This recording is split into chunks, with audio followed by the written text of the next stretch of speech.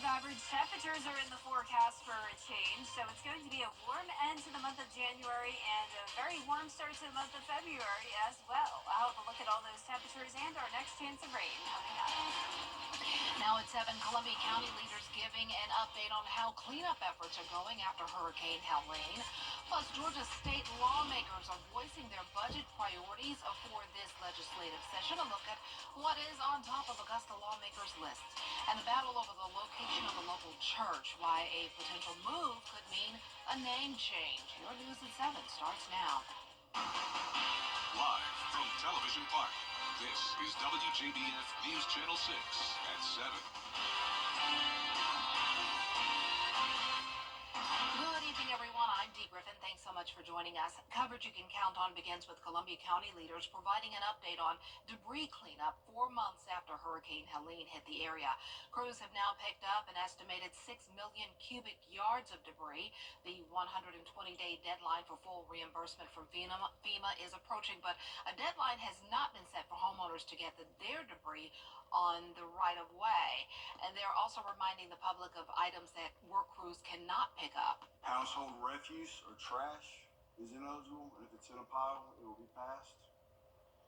Damaged fence is a big one. A lot of folks are calling saying that their debris pile's not picked up. We ask them, are we inspected, and it's got fence boards or damaged fence or construction material in it. We won't pick that up. We can't pick it up.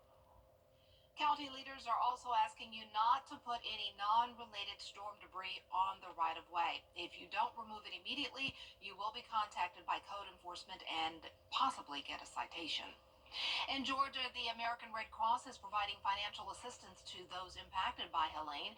It's for those whose homes suffered major damage or were destroyed and still face obstacles to their recovery. Last week, the Red Cross began to reach out to some individuals to see if you are eligible. Visit redcross.org/Helene Relief.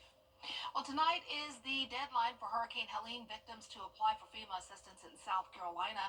Officials with FEMA are urging residents to make use of their resources before midnight. Homeowners and renters have until the end of today to file claims for money for things like temporary housing and home repairs.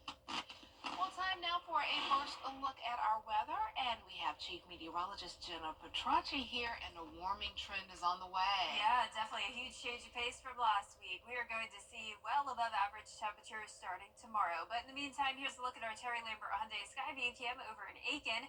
It is a mostly clear night, nice and dry. We had no rain today, and our temperatures actually matched our average perfectly when it comes to both our low and our high. First time all month it's done that. We have been well below average pretty much for the entire month of January, but we're finally back on track. But the average temperatures will not stick around much longer. Tomorrow we're going to be into the upper 60s. Right now we're sitting in the low 50s and even only 49 degrees in Aiken.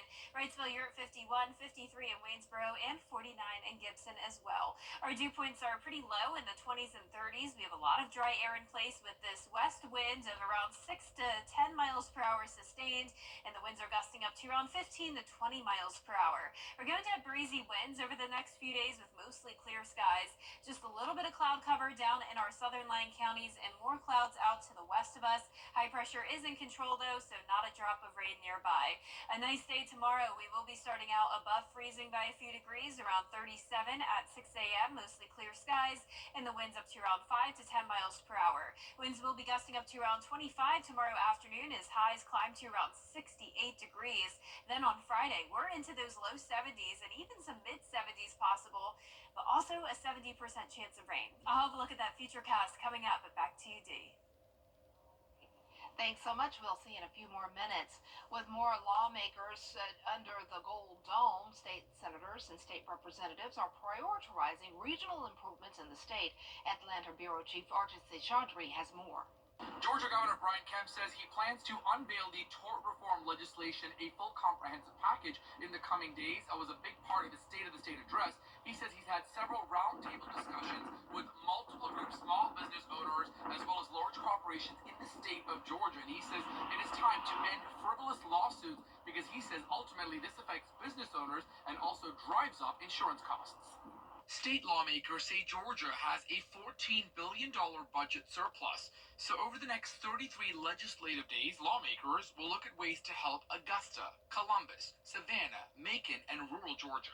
For Savannah, lawmakers want to fund mental health care initiatives, affordable housing, and early education. I'll be authoring legislation again to expand the constitutional authority of our local school board police departments to be able to police within so many miles of a school. We know that we've got sworn police officers that are post-certified, but they cannot respond to an emergency if it happens to be off campus. That's something we should look at. Taxpayers already pay for those law enforcement officers, and in 1 to 3 mile radius to support legislation around that. It's not going to hurt anybody. For Columbus, priorities include helping the 12% of Georgians who are uninsured to have healthcare access, help Georgians live, learn, and earn, and reduce maternal mortality rates. Maternal mortality, as you know, we're at the bottom. Particularly as it relates to women of color, African American women have the greatest risk. And, my son and daughter-in-law are in the childbearing age. And I want them to be able to bring forth little girls that look like me safely. And for Augusta, there's a push to get more funds to help Hurricane Helene victims, locally approve the hotel motel tax, and fund the state prison to get more money for state employees. So we're going to look at trying to help the Richmond County Correctional Institute that houses the state inmates, maybe get a raise or basically up what the state provides for that. Right now, I think we provide close to $25. Most other counties are getting a lot more, and we're going to see if we can raise that as well. That's what we're doing. Lawmakers are expected to ratify the state budget by the first week in April. Reporting at the Georgia State Capitol, Archit Seshadri, Atlanta Bureau Chief. The state capitol also invites local delegation to pitch their budget priorities from the local city council, school board, and chamber of commerce. Augusta's day is February 26th. Augusta leaders trashing a proposed new contract for garbage service. The deal would increase the annual cost by $36 and eliminate city-provided recycling. Now some commissioners voting to toss the proposal and start over. We have been tossing this back and forth, as you know, and it does. It looks like it needs to go back out for rebid, because right now, with everything else we've got going on here in Augusta, taxpayers, they don't want to pay the extra. A commission committee recommending to deny the bid and start the process over. If the full commission approves next week, the current haulers will work on a month-to-month basis until July.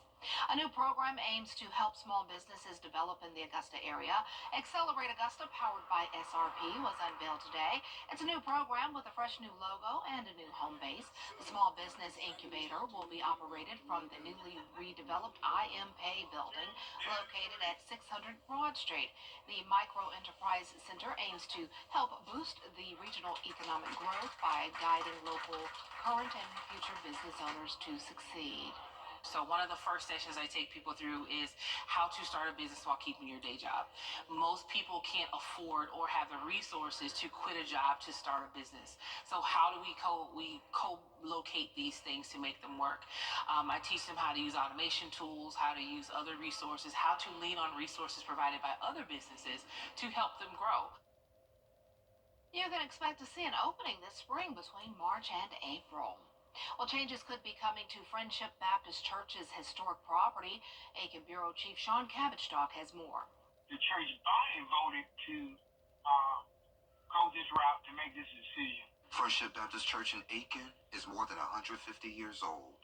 The parsonage, built around 1920, is in bad shape, and engineer-worn repairs might cause it to collapse. We were told that the parsonage, to even attempt to do anything with it, the walls may come down, the ceiling may come down, it's leaning on one side. Just to try to raise it on one side, you're looking at about $70,000. But then again, stuff may crumble. The church plans to build a new facility and sell the old house. It will be moved across the street for rehab. They've applied for grants, but needing $200,000 to fix it isn't feasible. We don't have the funds to put in the building and build a new multi-purpose center which will serve the present age. Because all of our facilities are not handicap accessible. They have adequate space next to the activity building to build an activity building or whatever other buildings they want to build. Sharon White, a former member, fears losing the building's history. It's one of the last structures built by Martha Schofield students, and she wants it preserved. There is architecture in there that you just don't see anymore. That should be there and stay there. White's not happy with how things are being handled. She also criticizes the church's approach. But when I started doing that, seeking grants and going out there and trying to get preserved, I was sent a letter by the pastor, as far as removing me of my official capacity. The move still has to be approved by Aiken City Council. Council will have a second reading of the ordinance on February 10th. Well, coming up, a federal judge has temporarily blocked the Trump administration's freeze on federal funding. How long this stay will last when we return. Hey there, Georgia. Washington. Warmer temperatures are in the forecast, along with a chance of rain and even a few storms on Friday. I'll have a look at the futurecast and full 10-day forecast when we return. The 2025 fall. Now, your most accurate forecast with WJBF Live Viper 6. Welcome back. I hope you enjoyed the nice sunny skies today and the more comfortable temperatures. Here's a look at our Terry Lambert Hyundai Skyview Cam from SRP Park. We have mostly clear skies, dry conditions sitting at 52 degrees. Southwest winds of 6 miles per hour. Dew points are around 30. And around the CSRA, some of us are now dipping into those upper 40s. 49 in Crawfordville and Thompson. Coolest spot is Washington at 46. And about as warm as it gets is 51 in Waynesboro and Millen and 51 in Bamberg. And of course, Augusta at 52. High pressure is in control. We do have these clouds around it though, so some high level clouds will be moving in the rest of tonight through tomorrow. But overall, another mostly sunny day on tap with temperatures starting out above freezing in the upper 30s. We'll climb into the mid to upper 60s in the afternoon. We'll still have this west-southwest wind coming in up to around 15 miles per hour sustained. Gusts occasionally up to around 25 to 30 miles per hour. The winds settle down a bit on Thursday and then they go up to around 35 on Friday due to a cold front passage, and even behind that front, it will still be a bit breezy on Saturday. Now let's talk about how cold it's been. We're currently in third place for the coldest January on record in the Augusta area with our average temperature of 38.5 degrees. That is well below normal for this time of the year, and it's also not very common that we go a whole month without a 70-degree day. So far, we haven't had any 70s in January, and this was also the case back in 2016. That was the last time we had a whole month without 70 degrees. So our last day in the 70s was December 31st, and I'm actually forecasting our next 70-degree day to come on January 31st. So we won't quite go a whole month without the 70s, but we definitely are coming close. 74 is actually what I'm going with on Friday, so you can see that's 14 degrees above our average of 60, and all week long the temperatures will be at least 5 degrees above average, and that continues even all the way up until February 11th. So if you love the warmer weather, you are definitely in luck as we enter this new month. And we don't have a lot of rain to worry about. A lot of these days coming up over the next 10 days will be nice and dry, but we do have a cold front coming in on Friday, and that will bring us some brief rounds of rain and some thunderstorms. So starting out your Friday dry and cloudy, this south wind will really help to warm us up. There comes the cold front marching in, bringing us rain around 2 o'clock in the afternoon. Some heavy downpours possible. Notice it's a very thin line here, so it's going to be quick moving. And then by the time we get around to 8, 9 o'clock at night, we are done with it. Clouds just will linger into Saturday morning, but the rest of the weekend will be sunny and dry. Our lows tonight will be in the upper 30s. Highs tomorrow will be in the mid to upper 60s. And here's a look at your 10-day forecast. We have beautiful weather to enjoy over the next 10 days. A great weekend for any outdoor plans. You definitely do not need to bundle up nearly as much as you've had to lately. And then, of course, it's Groundhog Day on Sunday, and so far it's looking like we could have an early spring. But, of course, winter still goes on for a while longer, and February is always way up in the air. Yeah. So, Even though it's warm starting out, we could have another huge cool down later on in the month. We still have to get through February and part of March, probably. Yep, even March. Thanks a lot. As part of our Caring for Carolina initiative, WJBF News Channel 6 is once again taking part in the Giving Gown. We're asking you to donate gently used prom dresses, shoes, and accessories. You can drop them off right here at Television Park Monday through Friday from 9 a.m. until 5 p.m. between now and March 6th. Coming up, one state is seeing an incredible number of tuberculosis cases right now. Where it's happening and how likely it is that you could contract it after the break. It's the January clearance event at Weinberger's, and we're saying goodbye to our top quality sofas and sectionals. I'm gonna miss you so much. Tables and chairs. See you later. Wing chairs and buffet tables. Sayonara. Top quality brands. Nice knowing ya. Accessories and more. Gone. Everything must go. Tons of in-stock merchandise ready for immediate delivery. Can you really get all this at prices better than the internet? Yes, you can. It has. Weather headlines on News Channel 6. Brought to you by Hickson Roofing. The News Channel 6 mobile app is now even better. Download it today. Public health officials in Kansas are monitoring a tuberculosis outbreak that's left 2 people dead and more than 60 others infected. TB is one of the world's leading infectious disease killers and is spread person to person by germs that can potentially stay in the air for hours. Rena Roy has the latest.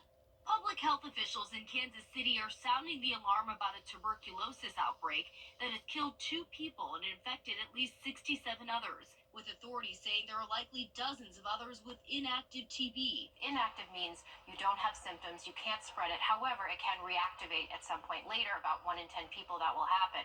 Tuberculosis is one of the world's leading infectious disease killers and is spread person to person by germs that can stay in the air for hours. You do need prolonged contact with an infected individual. If you briefly come into contact with somebody in the community, it's not very likely that you're going to contract tuberculosis. The exact reason for this specific outbreak is not yet clear. While TB rates in the United States have been declining since the early 90s, including by nearly 20% during the first year of the pandemic, CDC data shows rates began climbing in 2021 and 2022, surpassing pre-pandemic levels in 2023. The bacterial disease most often affects the lungs, experts urging people to look out for these symptoms. If you have active TB, the symptoms would be usually a cough that's prolonged over 3 weeks, sometimes a bloody cough, fever, night sweats, chills, weight loss, fatigue, weakness. Those would be the things to be looking for. A vaccine is often given to kids in countries where TB is more prevalent, though it hasn't been commonly used here in America. The Kansas Health Department says there is still a very low risk of infection to the general public there, adding right now they are focused on giving infected patients the appropriate treatment to help stop the spread. Rena Roy, ABC News, New York. Coming up, one dancer is showing off her skills in an unlikely place. We have a closer look when we return. Touch can mean so many things, even for people with moderate to severe eczema. Touch can make 2 feel like 1, or simply be a helping hand. Dupixent can help you stay ahead of eczema as you welcome the feeling of touch. Dupixent helps block a key source of inflammation inside the body that can cause eczema to help heal your skin from within. Many adults saw 90% clearer skin. Some even achieved long-lasting clearer skin and fast itch relief after the first dose. Severe allergic reactions can occur. Get help right away for face, mouth, tongue, or throat swelling, wheezing, or trouble breathing. Tell your doctor of new or worsening eye problems like eye pain, vision changes, or blurred vision, joint aches and pain, or a parasitic infection. Don't change or stop asthma or other medicines without talking to your doctor. Dupixent, the #1 prescribed biologic by dermatologists and allergists, helps you feel the heal. See the difference for yourself. Reach out to your eczema specialist today.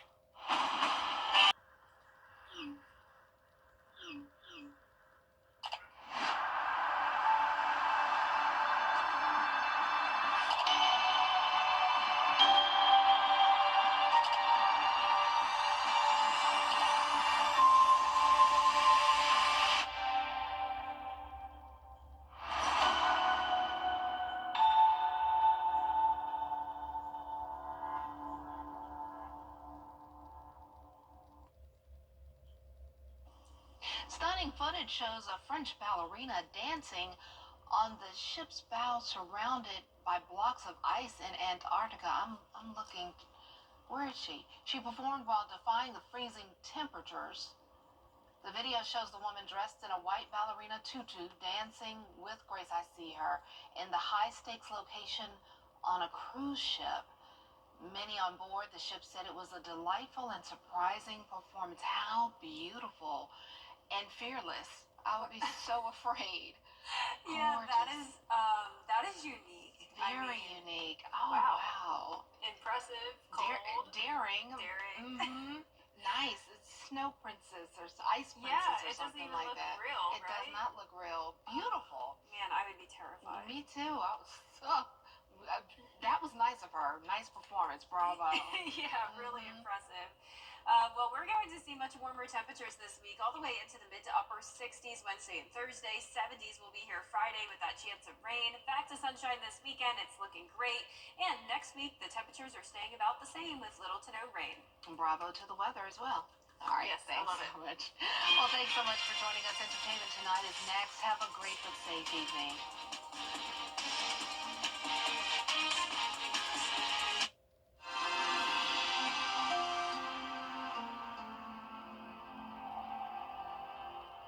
Right now at Rooms to Go. Today, we bring you the profile of a hero. Marine Private First Class Gomer Pyle. Heroes come in all shapes and sizes. But this hero is a musical Marine.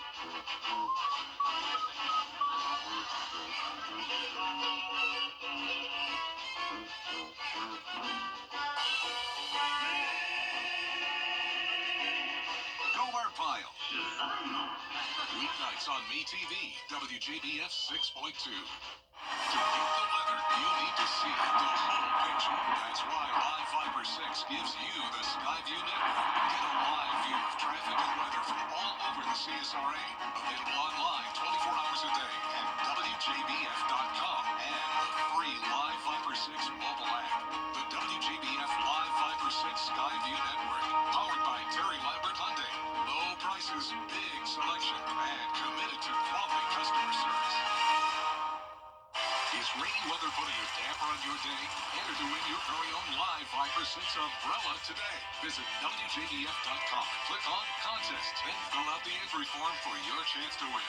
Getting your hands on a Live Viper 6 umbrella has never been easier. That's right. Lucky winners will be announced weekdays on News Channel 6 at 6. Who knows? It could be you.